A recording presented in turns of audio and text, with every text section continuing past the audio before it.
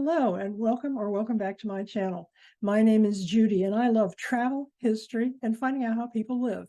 Today I'm going to take you on a walking tour of the Piazza dei Miracoli, a glorious UNESCO World Heritage Site here in Pisa and home most famously to the Leaning Tower of Pisa.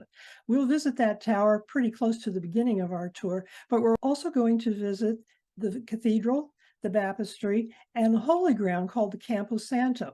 So pick up your water bottle. I'll show you where you can get some free refills if you need it. And let's go today on The Armchair Traveler.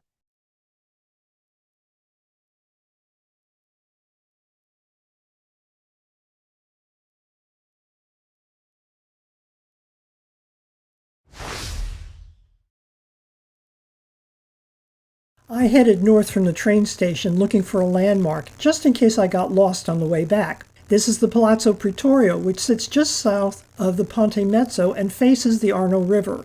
Today, the palazzo houses a municipal library, but what caught my eye was that clock tower, something you can find from a significant distance. Pisa has a long, rich history with buildings dating from the Middle Ages, including those we're going to visit today, but things aren't always what they appear. What you see here, despite its look, isn't original or particularly new. The buildings were badly damaged during the bombings toward the end of World War II. The western part, together with the Civic Tower, which is on the right in the photograph, had to be razed to the ground and completely rebuilt. Reconstruction started in the post-war period and made some important changes to the layout, including combining the existing buildings to look like they were just one. The porch was extended to cover the entire facade, and that clock tower was raised to be even taller than it had been previously. There has been a bridge on this site since the days of the Roman Empire. Roman military builders were expert at finding the best place to build things, and Pisa was no different, apparently, although there are very few remnants of the Roman occupation of the area. This bridge, however, only dates to after World War II. It had to be completely rebuilt after German miners destroyed the old bridge.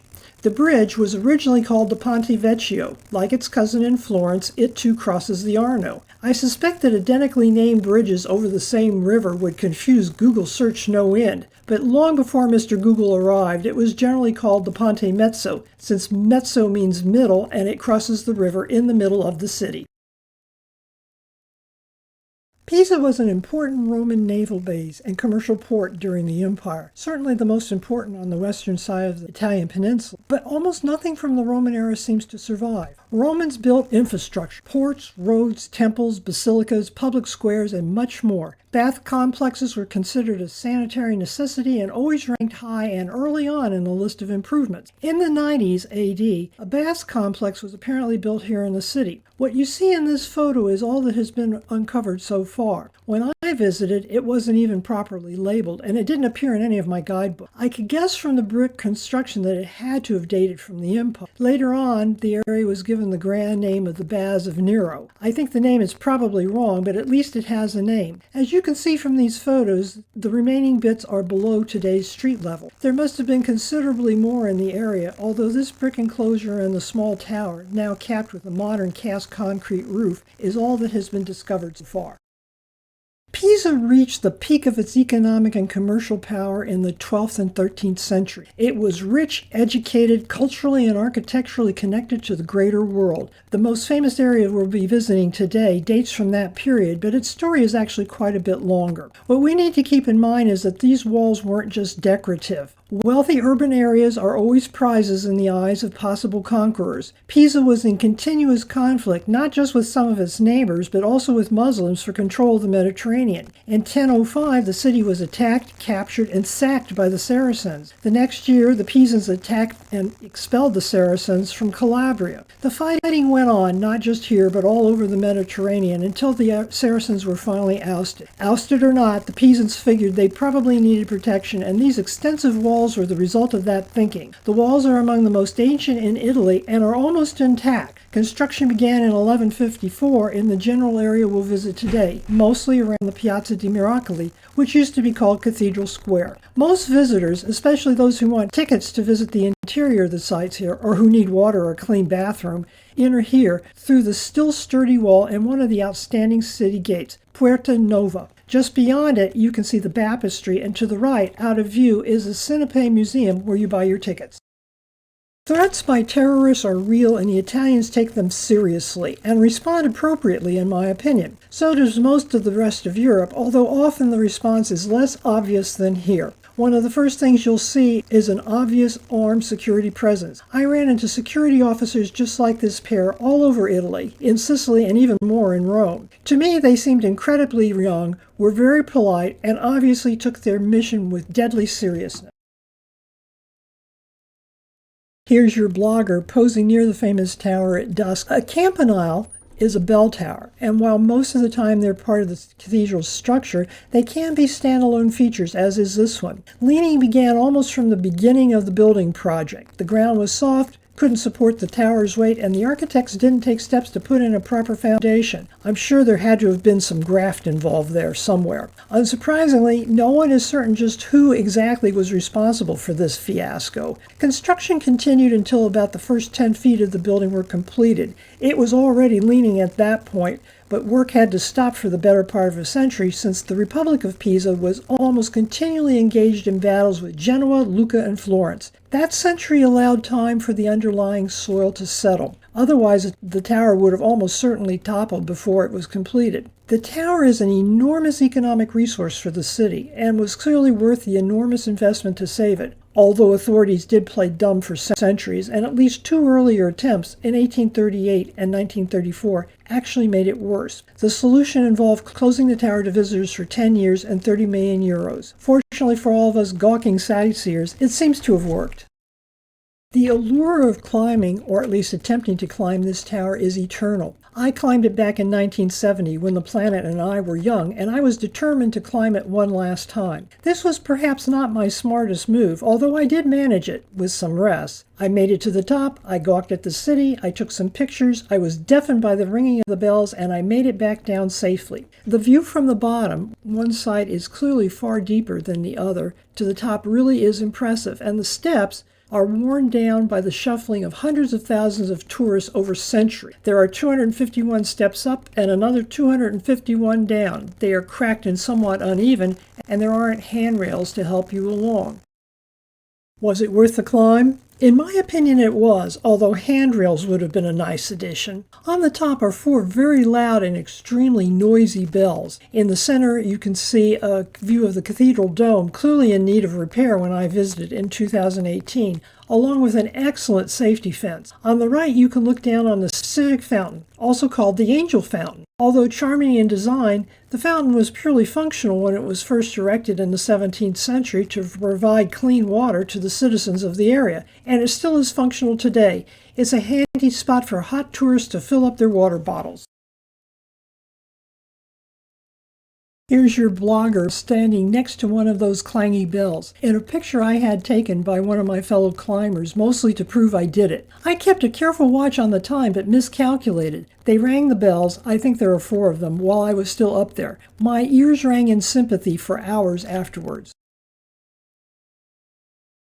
The piazza is quite large and capable of sustaining quite a few standalone exhibits, including these two. On the left, you can see 2 views of the Angelo Caduto, or Fallen Angel. This sculpture only dates from 2012 and was done by a Polish artist named Igor Mitraj. His style is basically classical, but he introduces a postmodern twist by showing the damaged limbs and wings, the same kind of damage that would have been sustained by most genuine classical sculptures. On the right, you can see a close-up of the Capitoline wolf, a nod to the fact that the Roman Empire had been here.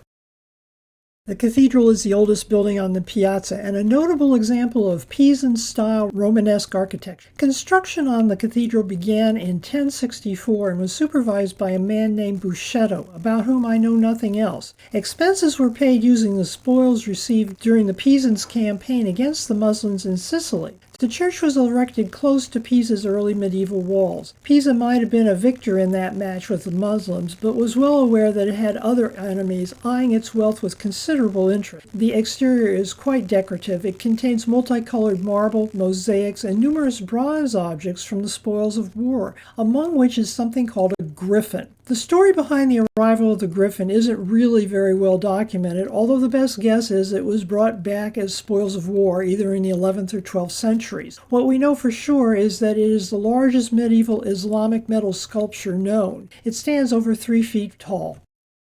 There's always an enormous lineup of people waiting to brutalize their knees in order to climb the tower. And as I mentioned, if you can do it without breaking anything vital, it actually is worth the effort. There is rarely a line of people waiting to enter the cathedral. That's a real shame, although after climbing up and down the bell tower, I can understand why people just want to sit down. This would be a good place to sit down. It's gorgeously decorated, complete with gilt coffered ceilings, which you can see on the top, multicolored striped columns, and an enormous fresco of Jesus set between the Virgin and St. John. On the lower right, you can see the tomb of St. Ranieri, of whom I had never heard, who is apparently the patron saint both of Pisa and of travelers. This guy sounds like a person the armchair travelers should know about. Ranieri, or Ranieris, as it turns out, was born around 1115, or significantly after the groundbreaking or even completion of the cathedral. He was a real person. He was born near here and initially set himself up as a traveling musician. Later on, he became a merchant because he wanted to go travel to the Holy Land, and being a merchant apparently paid better.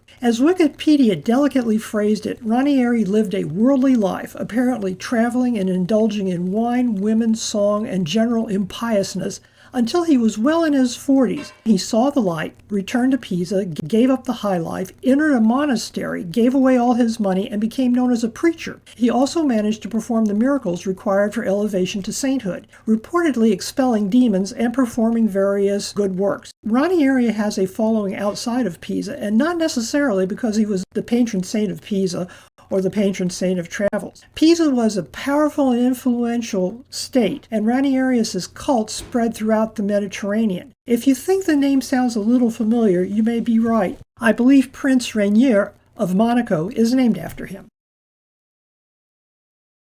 The cathedral gives me a chance to introduce you to 2 famous Pisans. You probably, like me, heard of Galileo a long time ago, but have mostly forgotten about his accomplishments. On the left you can see an oil lamp, now in the cathedral's museum, and in the center its somewhat more decorative and gaudy replacement, now inside the cathedral. Each one is called Galileo's lamp. Galileo was a local boy made good, and eventually condemned as a heretic for suggesting that the earth was not the center of the universe. But that's a different story. He was smart and endlessly curious, forever asking questions, and when no reasonable answer was forthcoming, trying to figure out things for himself. He did it by a system, and for that he's considered the father of the scientific method. That happened here and led to ideas that give us modern clocks.